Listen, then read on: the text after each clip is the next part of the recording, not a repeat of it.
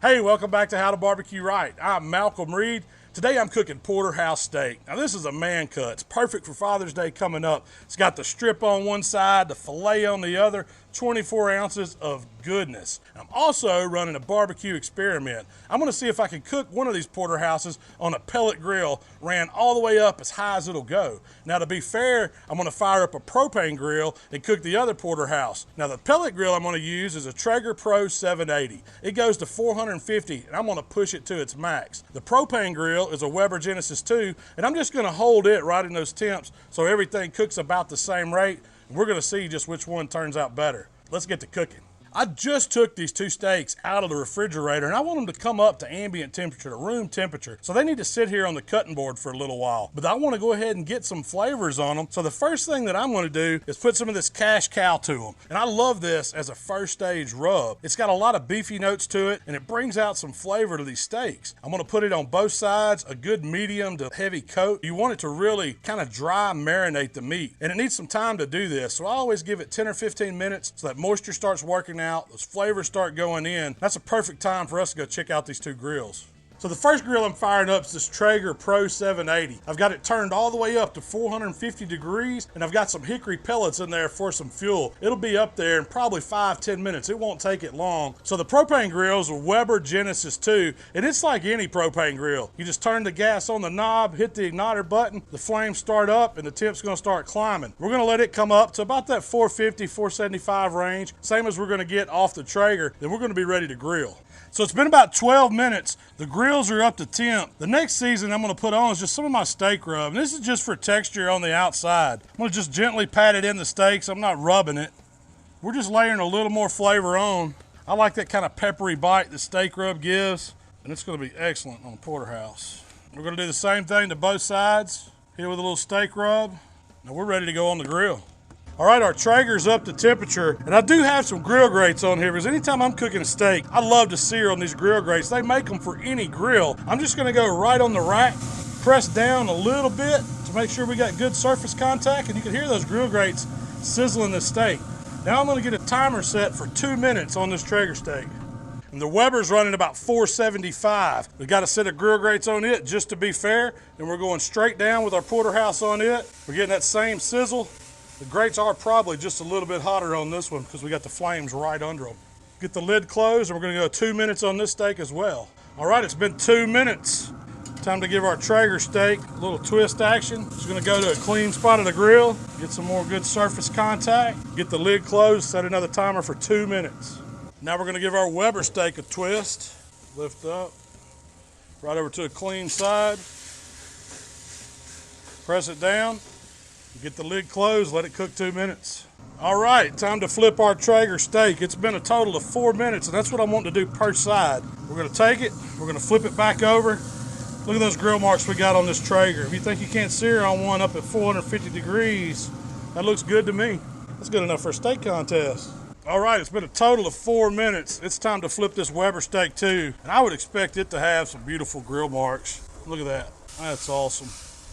I mean, that looks textbook steak. You know, you got the hatch marks on it. We're gonna get the grill shut and time 2 minutes, and we're gonna repeat that same process. All right, after 2 minutes, y'all know what time it is. Got to put another twist on this Traeger steak. This will be the final 2 minutes. It ought to be right where I want it. Let's get the lid closed and just let it finish off. Same thing's going for our Weber steak. It's looking good. Lift it up, put it right back over on another spot. Make sure we press it down. We're gonna get the lid closed, and I'm gonna grab my thermopin. All right, just checking the internals on both these steaks. They're about the same. We're still about in between 117, 118 degrees in both of them. Still got a minute to go. All right, we're right at that 8 minute total cook time, and these steaks are temping out right where I want them, about 122, 123 degrees. Normally I'd take a steak butter, put on top, let it cook down, or baste it with the tops. But what I've done today, I put some of my steak butter right on my platter, and these porterhouse steaks are gonna get a rest. I'm gonna take them, I'm gonna sit it right on top of that butter. As the steak stops cooking, as it starts to cool down a little bit, all of that residual heat's gonna melt that butter. It's gonna mix with some of those juices in the steak. It's gonna make an awesome dipping sauce for this porterhouse. Let's get that Weber steak off. So I've got the same steak butter in my pan. I'm gonna put this steak right on top. Then we're gonna take it to the board, let them hang out, let them calm down for about 10 minutes. That's about all I can stand resting these steaks. What I'm gonna do now is just kind of transfer them over here to the cutting board. And all this juice that was in that pan, we're gonna pour it up, and that's gonna be our dripping juice. It's just a stick of butter mixed with some garlic, some shallot, and a little herbs. Nothing to it, but it makes an awesome dipping sauce. And you could have put the butter on top, let it melt down during that last stage, but I like having it here on the bottom of the steak, in the bowl to dip, and it doesn't change the appearance of your steaks. Now, both of these steaks have awesome grill marks. I mean, I expected this Weber steak here to have a little bit darker marks. The flames are right under that grill, but the Traeger, running at those high temps, still produced some good searing, and we got some good caramelization on it. Now it's all up to how they taste, so I'm gonna have to cut these two steaks up. So I'm gonna cut the strip off this one. Ooh, man, you know it's gonna be dynamite. Cut the filet off. Oh, man. Don't think I'm gonna get rid of that bone, because that's gonna be some good eating too. Let's do the same thing for our Weber steak. Cut the filet off. Cut right down that bone. Get the strip off. Now we're gonna find out how these steaks taste. I'm gonna cut this Traeger steak up into some strips. Throw one out there. Do the same thing with the Weber steak. Now I'm gonna try both these steaks. The first one's gonna be the Traeger. I'm gonna dip it in a little bit of that butter dipping sauce. It's gotta be good for you, right? The Traeger steak's good. It tastes like a grilled steak.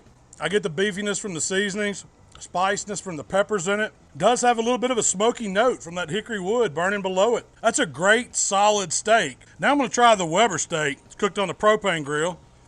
And I know this is pretty much the standard. Everybody knows how to cook a steak on a propane grill.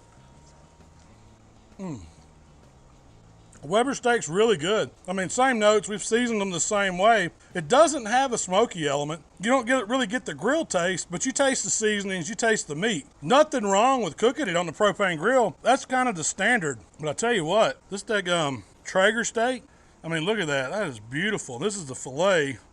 I'm gonna try it, because I gotta be fair, right? You gotta try both sides.